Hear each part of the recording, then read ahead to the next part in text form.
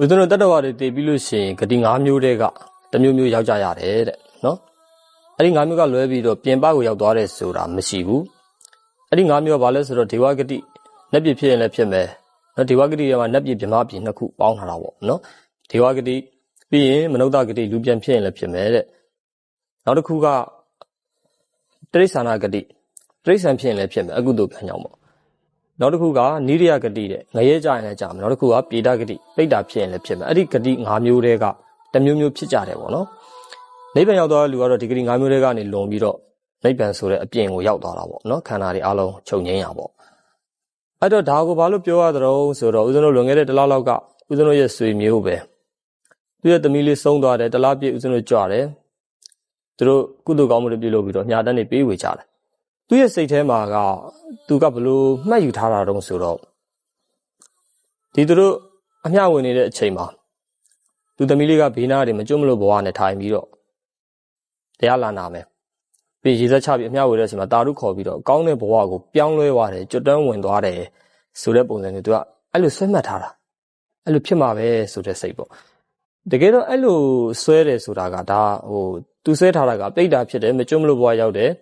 တာရုခေါ်တယ်ကျွတ်တယ်ဒီလိုဆွဲထားတကယ်တော့ခုနကပြောတဲ့လူတယောက်တည်ပြီးတရားတူတယောက်တည်ဆုံးပြီဆိုလို့ရှိရင်ဦးဇင်းတို့ကခုနက၅မျိုးရောက်နိုင်တာဖြစ်တဲ့အတွက်ပိဋ္ဌာတည်တာနဲ့ပိဋ္ဌာတန်းဖြစ်မယ်မကျွတ်မလို့ဘဝတန်းရောက်မယ်လို့ဦးဇင်းတို့ကဆွဲမှတ်ထားလို့မရပါဘူးသူကုသိုလ်ရှင်လက်ပြေရောက်နိုင်တယ်ဗြဟ္မပြေရောက်နိုင်တယ်လူဖြစ်နိုင်တယ်အကုသိုလ်ကံအလျောက်တိရစ္ဆာန်ဖြစ်နိုင်တယ်ငရဲကြနိုင်တယ်၄မျိုးအဲ့ဒီ၄မျိုးကလို့ပိဋ္ဌာလည်းဖြစ်နိုင်တယ်ခုနကသူပြောတဲ့ဟာကခုနက၄မျိုးကနေလွဲပြီးတော့ပိဋ္ဌာဘဝကိုရောက်ပိဋ္ဌာတော်မှာမျိုးမျိုးစားစားတွေရှိတယ်ပရတ္တုပါဇဝိကပိဋ္ဌာဆိုတဲ့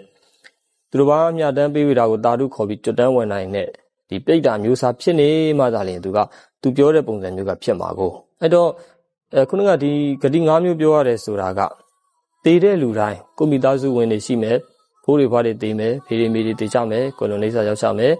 တားတဲ့သမီးတွေကွယ်လွန်နေစာရောက်ကြမယ်အဲ့လိုဆိုရင်ဒီလိုကွယ်လွန်နေစာရောက်ပြီးတပြိုင်တည်းမကျွတ်မလို့ဘဝရောက်တယ်မြတ်တမ်းပေးဝေတယ်ကျွတ်တယ်ဒီလိုဖြစ်မှာမဟုတ်ဘူးအဲ့ဒါကိုသိထားရမှာ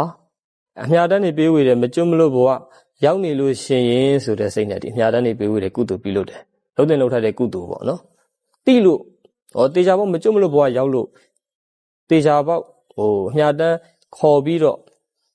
ကျွတ်တန်းဝင်ရမယ်ဆိုတဲ့အနေနဲ့မဟုတ်ဘူးလိုအပ်နေလို့ရှင်လိုအပ်ချက်ပြည့်အောင်ဆိုပြီးတော့ဒါကျန်ရည်သူတွေအနေနဲ့လောက်ရမယ်အလုံးမို့လို့လောက်ကြတာအဲ့တော့မှတ်ထားရမှာကသေပြီးတပြိုင်နဲ့နောက်ပိုင်းဘဝတစ်ခုခုသူဖြစ်နိုင်တယ်အဲ့ဘဝကလည်းခုနကပြောတဲ့ဂတိ၅မျိုးတည်းကတစ်ခုခုဖြစ်နိုင်တယ်အဲ့ဒီဂတိ၅မျိုးတည်းကပိဋ္ဌာဘဝဆိုတဲ့မကျွတ်မလို့ဘဝရောက်မှသားလျင်အများတန်းပေးဝေတာကိုတာလို့ခေါ်နိုင်တယ်ရနိုင်တယ်ကျွတ်တန်းဝင်နိုင်တယ်လိုလေးမှတ်ထားဒါဆိုလို့ရှိရင်မှန်မှန်ကန်ကန်နားလည်တာပေါ့နော်ခုနကလိုကြီးဆွဲမထားရဘူး